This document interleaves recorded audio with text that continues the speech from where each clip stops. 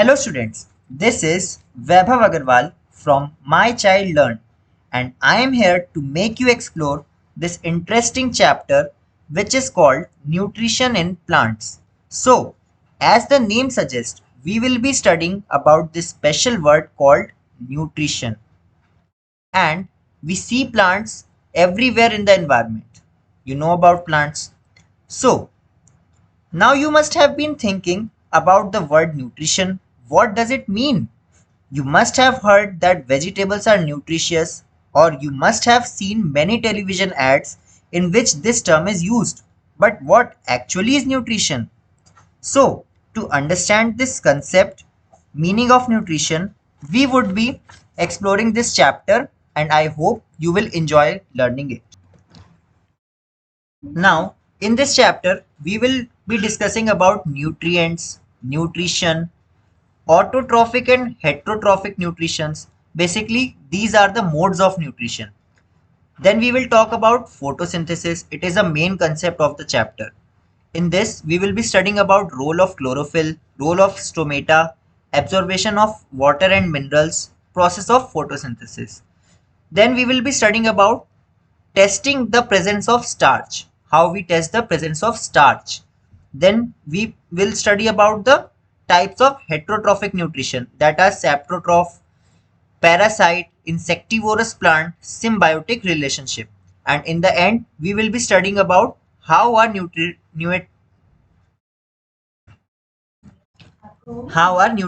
replenished in soil. So how does soil takes its nutrients? I know you must not be familiar with all these terms, but as we will be exploring each of them one by one, you will get to know each and everything. Now, observe these pictures. You must have seen all these things. These are mushroom, zebra, fish, crocodile, flower, frog, dragonfly, tree, and bird. Now, have you wondered? All these things have one thing in common. Just think about that. The thing which is common in all these are that they all are living things. They all possess life. Now, moving on to the characteristics of the living organisms. So, the characteristics of living organisms are growth, nutrition, respiration, reproduction, movement, excretion, sensitivity. So, we will talk about all these one by one. So, first of all, we talk about growth. So, let me ask you a question. Why do we celebrate our birthday? Do you know it? We celebrate our birthday because we age, and as we age, our body grows. Our body grows. Our height increases, our body size, shape, all changes. Similarly, when you plant a small tree, it grows slowly. So it is smaller in the initial stage, then it grows into a large tree. So now I think you must be clear about growth. Next is nutrition. So in the starting, I told you that this whole chapter is all about nutrition. So now what is nutrition? Nutrition is the process of taking food to get energy. Our mother always say us to drink milk to get energy. It is so because milk contains things which gives us energy. So nutrition is the process of taking food to get energy. So milk is nutrient and we drink it to get energy. So this is nutrition. Now next is respiration. You know why are we alive? It is just because we breathe. We breathe every second. We intake oxygen from air and release carbon dioxide. And this whole process is called respiration. Now, plants also respire, but they take in carbon dioxide and release oxygen. Now, next term is reproduction. What is reproduction? Reproduction is the process of producing offsprings for a newer generation. For example, you are the child of your parent. Now, through reproduction, babies are born. Even plants also reproduce. That is why we see new plants from older plants. Next one is movement. So, now we can easily go from one place to other because we move. We can move our hand freely in air. Similarly, plants also show movement, but their movement is limited. You must have seen leaves moving when air blows. Leaves move in the direction of the air. The next characteristics which we will study is excretion. Excretion means removal of waste. Now, you must have been thinking about how do plants excrete? So, the answer is that plants excrete through resins and gums. They shed their leaves. You must have seen that the plants shed their leaves in autumn. We would be talking about them further. Now, the next and the last one is sensitivity. So, what happens when you touch a too hot cup of coffee? When it is a very hot cup of coffee and you touch it, what happens? You immediately remove your hand. Or when you get an electric shock, you immediately remove your hand. It is just because you are sensitive to it. Similarly, plants are also sensitive to some elements.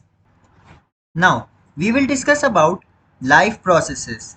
This word, life processes, is made up of two individual words, which is life and processes. So, this word life, we know that all living beings have life, and the processes means the things which living things do. The things which living things do are called life process. So, there are 7 life processes here. First one is M for movement. So movement is changing place or position. Then R is for respiration, generating energy. S is for sensitivity, being aware of the surroundings. G is for growth, an increase in size or number. R is for reproduction, creating new individuals. E is for excretion, removal of waste products. N is for nutrition, obtaining food to build body. So we have discussed all these terms before also. Now we will study about organisms need food for. So basically, why do organisms need food? First one is to obtain energy. As we have discussed, we need nutritious food to get energy. For example, milk. Then next is growth. We have also discussed about growth. So when we take food, we grow. Next is for repair of damaged body parts. So when you are sick, your body is damaged, then it repairs on taking food, healthy food. Then next is carry out life processes. So 7 life processes we have discussed, and to carry out all of them, we need food. Now, what are the components of food? What does food contain? What are the types of things which food contain? They are fats. You must have heard these terms. If not, then we will study about them very detailed. Then proteins, vitamins and minerals, carbohydrates. So these are the components of food. Next, we will talk about nutrients. So the definition of nutrients is carbohydrates, proteins, fats, vitamins and minerals are components of food. As we have discussed, these are the components of food.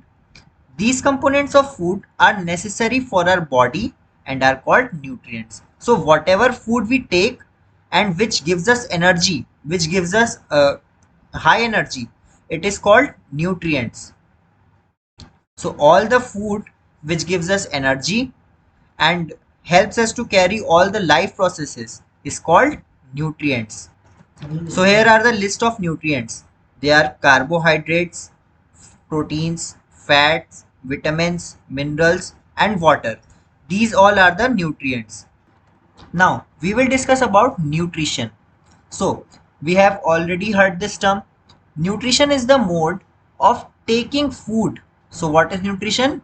It is taking of food.